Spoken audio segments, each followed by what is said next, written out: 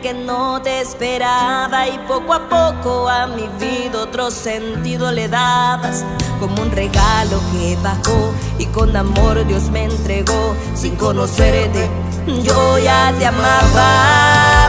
Eres tú mi regalo del cielo, mi consentido, lo más lindo que tengo. Solo le pido al Señor que larga vida me dé para amarte, protegerte y así verte crecer.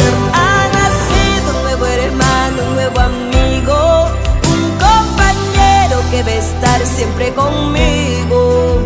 Solo le pido al Señor que larga vida me dé para amarte, protegerte y así verte crecer. Y así verte crecer.